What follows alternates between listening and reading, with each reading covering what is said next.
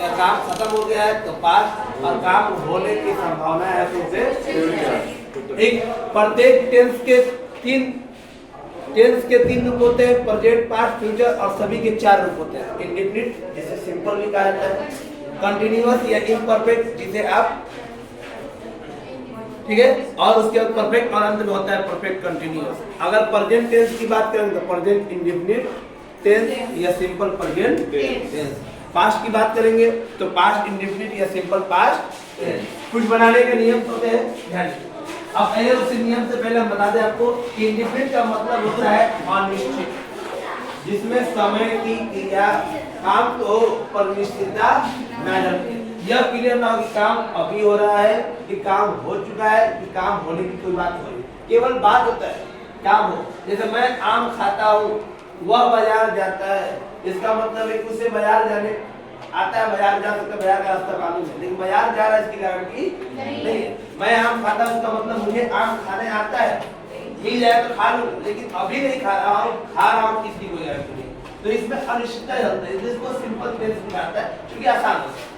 Normally आगे बढ़ते हैं कंटिन्यूअस, जिसमें काम कंटिन्यू चल रहे हो, लगातार चल रहे हो, पर इम्परफेक्ट कंप्लीट नहीं हुआ, चल रहा हो पर कंप्लीट नहीं हुआ, ठीक है, यानी काम अभी अधूरा है, कुछ पूरा हुआ है, कुछ अभी भी चल रहा है, ठीक।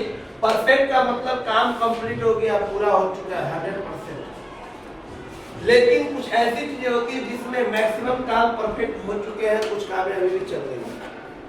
जैसे आप जो है 4 ईस्वी से इस विद्यालय में पढ़ रहे हैं, इसका मतलब 4 से पढ़ रहे थे, आज भी आप पढ़ रहे हैं, लेकिन आपने कुछ साल बिता दिए, कुछ साल आपने बिता लिए, इसका मतलब आपने मैक्सिमम काम पूरे कर लिए, कुछ ही समय बचा हुआ है जो अभी भी चल रहा है।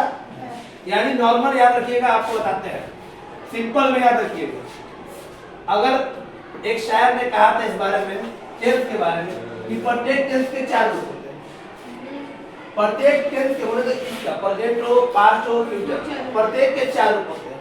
से तक आपका समय बतावे, परफेक्ट कंटिन्यूअस का रहा, रही, रहे, आवे तो केवल कंटिन्यूअस, चुका, लिया, गया, आवे तो टेंस में परफेक्ट होता है। इन तीनों को छोड़ दो तो बाकी तीनों को केवल इंडेफिनिट। इस प्रकार इंडेफिनिट केवल बन जाता है।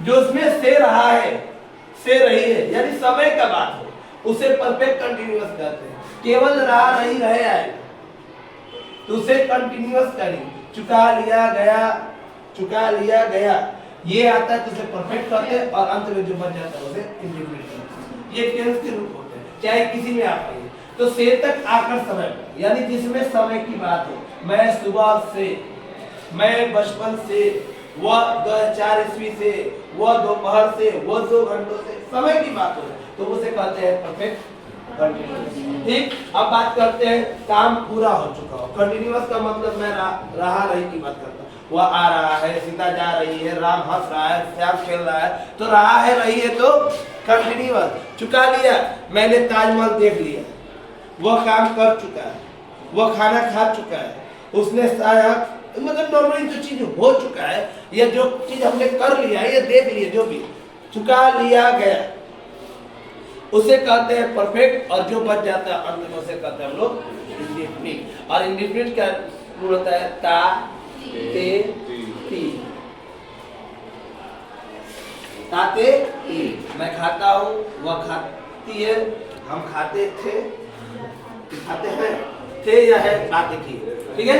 अब यहाँ पे ध्यान दीजिएगा, सिंपल प्रेजेंट टेंस का बनाने का नियम होता है सब्जेक्ट के साथ वर्ब का पहला रूप या वर्ब का 5वां रूप का यूज करते हैं, और साथ ही साथ ऑब्जेक्ट। और 5वां रूप कहता है वर्ब में एस या यस। तो अब यहाँ पे ध्यान दीजिए कि एस या यस में आपको कुछ नहीं करना है। जैसे कोई भी वर्ब आपके जैसे प्ले, तो प्ले इसमें जोड़ दिए, बन गए।